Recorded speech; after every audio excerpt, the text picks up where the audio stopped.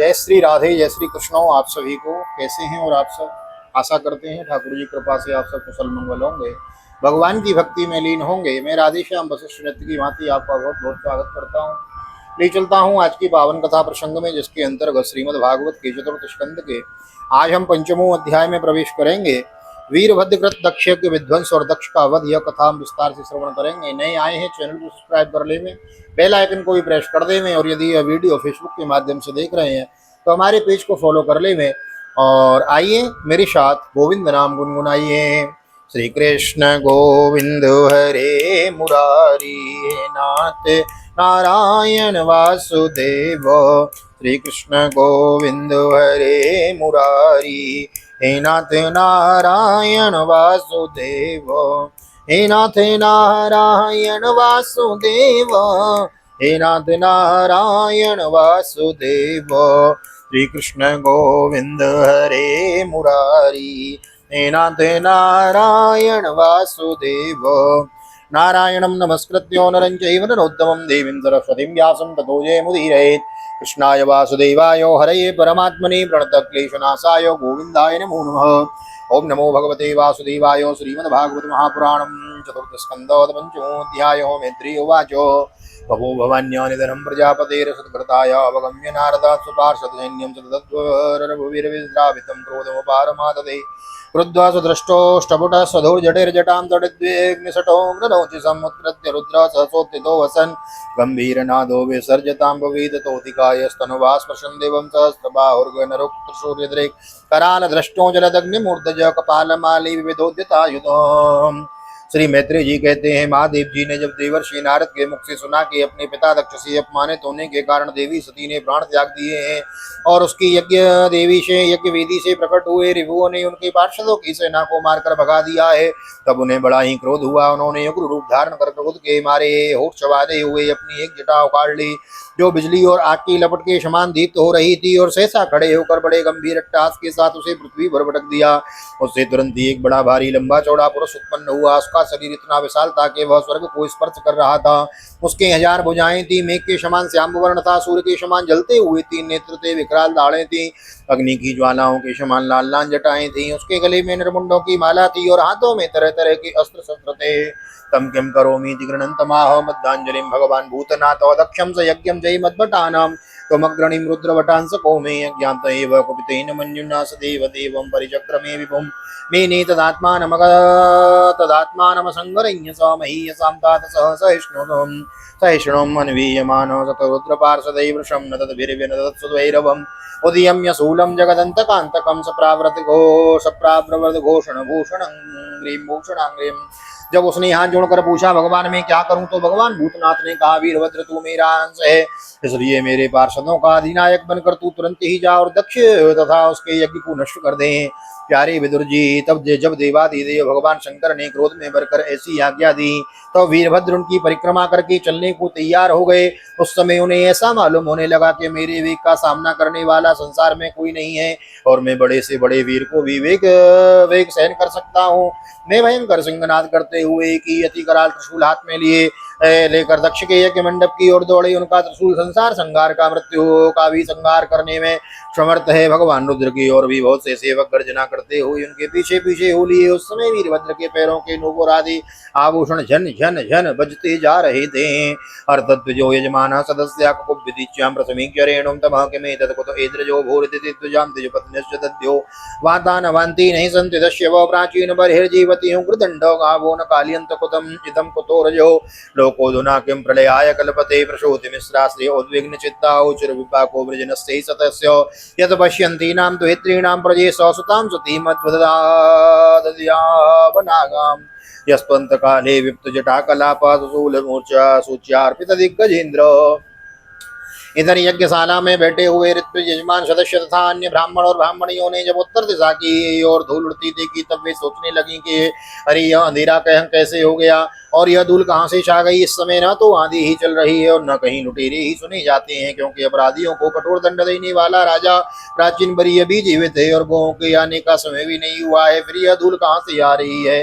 क्या इसी समय संसार का प्रलय तो नहीं होने वाला है? तब दक्ष पत्नी प्रसूति एवं अन्य स्त्रियां व्याकुल होकर कहने लगी, प्रजापति दक्ष ने अपनी सारी कन्याओं के सामने बेचारी निरपराधा सती का तिरस्कार किया था। मालूम होता है यह उसी पाप का फल है, अथवा हो न हो यह संहार मूर्ति भगवान रुद्र के अनादर का ही परिणाम है। प्रलय काल उपस्थित होने पर जिस समय वे अपने जटाजूट को बिखेर कर तथा शस्त्रों से सुसज्जित अपनी भुजाओं की ध्वजाओं को समान फैलाकर तांडव नृत्य करते हैं, उस समय उनके फूल के फलों से दिग्गज बिंद जाते हैं तथा उनके मेघ गर्जन के समान भयंकर अट्टास से दिशाएं विदीर्ण हो जाती हैं। विदत्य नृत्य अमर संयत्वा तमसय्य तेजसम मन्यप्लुतं दुर्विषं प्रकुट्याकराल दृष्टा बिरुलस्तवागणं तय्यावस्तिं किं कोपयतो विधातुं भौवैव मुद्विग्न शोच्यमाने जनेन दक्षस्य मोर्महात्मना उत्पेतुरुत्पातमासहस्रतो भयावहादेव भूमौ च पर्यक्तावत् रुद्रानुचरिर्मको महान्नानायुधिर्वा मनकैरुदायुधैः पिङ्गैः पिसङ्गैर्मरकोदराननैः पर्याद्रवद्भिर्विदरन्तोरुद्यतो केचिद्वञ्जो प्राग्वंशं पत्नीशालां तथा परे सदवाग्निन्द्रशालां च तद्विहारं महानसम् समान वेला गर्दान नृत्य कर रहे थे। उस समय उनका तेज असह्य होता है, वे अपनी भौहें टेढ़ी करने के कारण बड़े दुर्धर्ष जान पड़ते हैं और उनकी विकराल दाढ़ों से तारागण अस्त व्यस्त हो जाते हैं। उन क्रोध में भरे हुए भगवान शंकर को बार बार कुपित करने वाला पुरुष साक्षात विधाता ही क्यों न हो, क्या कभी उसका कल्याण हो सकता है? जो लोग महात्मा दक्ष के यज्ञ में बैठे हुए थे वे भय के कारण एक दूसरे की ओर कातर दृष्टि से निहारते हुए ऐसी ही तरह तरह की बातें कर रहे थे कि इतने में ही आकाश और पृथ्वी में सब सहस्रों भयंकर उत्पात होने लगे। विदुर जी इसी समय दौड़कर आए हुए रुद्र सेवकों ने उस महान यज्ञ मंडप को सब ओर से घेर लिया। वे सब तरह तरह के अस्त्र शस्त्र लिए हुए थे, उनमें कोई बौने, कोई भूरे रंग के, कोई पीले और कोई मगर के समान पेट और मुख वाले थे। उनमें से किन्हीं की प्रागवंश यज्ञशाला में पूर्व और पश्चिम में खंभों के बीच आड़े रखे हुए डंडे को तोड़ डाला, किसी ने यज्ञशाला में पश्चिम की ओर स्थित पत्नी शाला को नष्ट कर दिया, किन्हीं ने यज्ञशाला के सामने का सभा मंडप और मंडप के आगे उत्तर की ओर स्थित अग्निशाला को भी तोड़ दिया, किन्हीं ने यजमान गृह और पाकशाला को तहस नहस कर डाला। रूरुज यज्ञ पात्राणि तथैके नीनसा नाशयन कुंडेस्व मूत्रेन के चेद्य विरदुर्वेद मेखला अवादन्तो मुनीनन्यो एके पत्नी रतर्जेन परे जगृहृदैवान् प्रत्यासन्नान् पलायतो भृगुम्बवन्दमणिमाणो वीरभद्रो प्रजापतिं चण्डी स्वभूषणं देवं भगं नन्दीश्वरो गृहीत। किन्हीं ने यज्ञ के पात्र फोड़ दिए, किन्हीं ने यज्ञियों को बुझा दिया, किन्हीं ने यज्ञ कुंड में पेशाब कर दिया और किन्हीं ने विधि की सीमा के सूत्रों को तोड़ डाला। कोई मुनियों को तंग करने लगे तो कोई स्त्रियों के डराने धमकाने लगे, किन्हीं ने अपने पास होकर भागते हुए देवताओं को पकड़ लिया, मणिमान ने भृगु ऋषि को बांध लिया और वीरभद्र ने प्रजापति दक्ष को कैद कर लिया तथा चंडीस ने पूषा को और नंदीश्वर ने भगदेवता को पकड़ लिया है। सर्वमेवर्त जो दृष्ट्वा सदस्या सदिवो कशातेरर्दमाना संप्रशं ग्रावय भिरने कदा वृद्रव जुविनतो सर्व हस्तस्य सस्मूनि भगवान भव भूगोर्लुंचे सदसी सोहंसरच्मस्व दर्शयन् भगस्य नेत्रे भगवान् पादितस्य रुषाभुवि उज्जहारा सदस्तोक्ष्णां ससपन्तन् मसूषुचत उष्णाशापातयद्यन्तान् कालिङ्गस्य यथा बलो संयमानि गरिमाणि सोयद्दर्शनयन्दतो।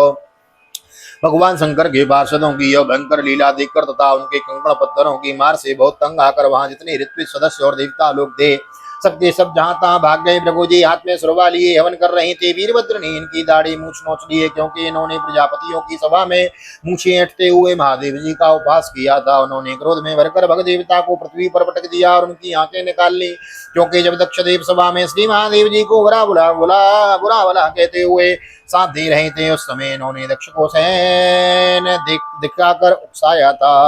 इसके पश्चात जैसे अनिरुद्ध के विवाह के समय बलराम जी ने कलिंग राज के दांत उखाड़े थे, उसी प्रकार उन्होंने पूषा के दांत तोड़ दिए, क्योंकि जब दक्ष ने महादेव जी को गालियां दी थी उस समय ये दांत निकालकर हंस रहे थे।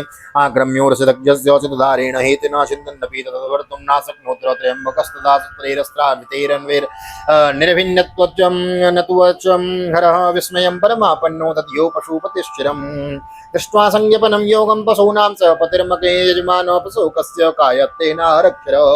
इसके पश्चात जैसे अनिरुद्ध ने फिर वे दक्ष की छाती पर बैठकर एक तेज तलवार से उसका सिर काटने लगे, परंतु बहुत प्रयत्न करने पर भी वे उस समय उसके धड़ से अलग न कर सके। जब किसी भी प्रकार से अस्त्र शस्त्रों से दक्ष की त्वचा नहीं कटी तो वीरभद्र को बड़ा आश्चर्य हुआ और वे बहुत देर तक विचार करते रहे। तब उन्होंने यज्ञ मंडप में यज्ञ पशुओं को जिस प्रकार मारा जाता था उसे देखकर उसी प्रकार यज्ञ दक्ष रूपीय उस यजमान पशु का सिर धड़ से अलग कर दिया है।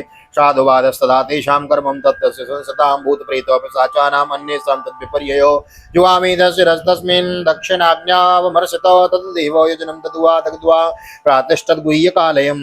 यह देखकर भूत प्रेत और पिशाचादि तो उनके इस कर्म की प्रशंसा करते हुए वाह वाह करने लगे और दक्ष के दल वालों में हाहाकार मच गया। वीरभद्र ने अत्यंत कुपित होकर दक्ष के सिर को यज्ञ की दक्षिणाग्नि में डाल दिया और उस यज्ञशाला में आग लगाकर यज्ञ को विध्वंस करके वे कैलाश पर्वत को लौट गए। श्रीमद्भागवते महापुराणे पारमहंस्यां संहितायां चतुर्थ स्कंदे दक्षयज्ञ विध्वंसो नाम पंचमोत्सव।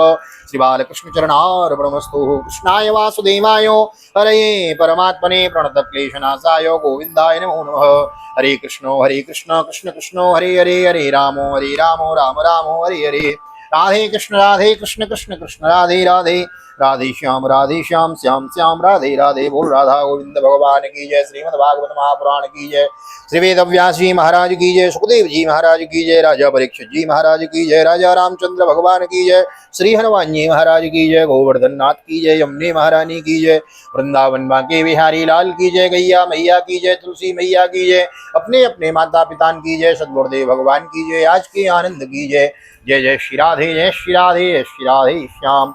जय जय राधे जय जय श्याम। सबको मिले वृंदावन धाम। ऐसी प्रार्थना मेरी ठाकुर जी के चरणों में। यहाँ तक वीडियो बने हैं, वीडियो को लाइक कर दीजिए, शेयर कर दीजिए, कमेंट में भागवत भगवान की जय लिख दीजिए, शंकर भगवान की जय ऐसा लिख दीजिए। सती चरित्र की हम विस्तार पूर्वक कथा श्रवण कर रहे हैं। आगे बड़ा आनंद कथा में आने वाला है, तो बने रहिए। चैनल में बने रहने के लिए हृदय से बहुत बहुत साधुवाद, बहुत बहुत धन्यवाद। नए आए हैं चैनल को सब्सक्राइब किए बिना न जाएं, और यदि फेसबुक के माध्यम से देख रहे हैं तो हमारे पेज को फॉलो कर लेंगे। मिलते हैं अगली वीडियो में, तब तक के लिए श्रीधाम वृंदावन से आप सभी को हृदय से प्यार भरी जय श्री राधे जय श्री कृष्ण। हरि ओम।